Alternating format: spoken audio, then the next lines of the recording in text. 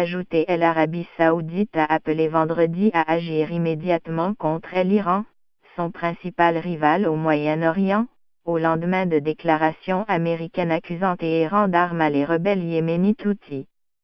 Le royaume saoudien sunnite a pris en 2015 la tête d'une coalition arabo-yémen voisin pour aider le pouvoir à stopper la progression des Houthis qui s'étaient emparés de vastes régions, et pour empêcher par extension, selon lui, l'expansion iranienne chiite à sa frontière sud. L'Iran soutient les Houthis mais dément leur fournir des armes. Jeudi, répétant les accusations de leur allié saoudien, les États-Unis ont affirmé qu'un missile tiré début novembre par les rebelles depuis le Yémen en direction de l'aéroport de Riyad avait été fabriqué en Iran.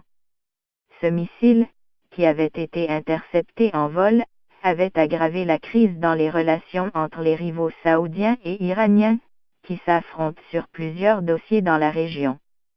Il est nécessaire de prendre des mesures immédiates contre les activités terroristes du régime iranien, a indiqué un communiqué officiel saoudien publié par l'agence SPA.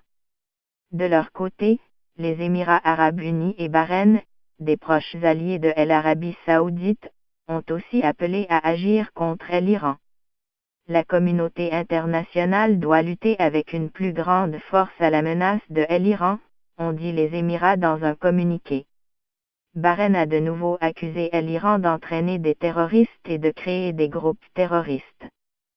En accusant jeudi l'Iran, l'ambassadrice américaine à l'ONU, Nikki Haley, a affirmé que les États-Unis avaient des preuves irréfutables de vente de missiles par l'Iran, une violation flagrante de ses obligations internationales. Selon elle, Téhéran viole la résolution 2231 des Nations Unies qui englobe l'accord nucléaire interdisant à l'Iran toute vente de missiles balistiques pendant 5 ans. La mission iranienne à l'ONU a rejeté les accusations infondées et destructives de Mme Haley.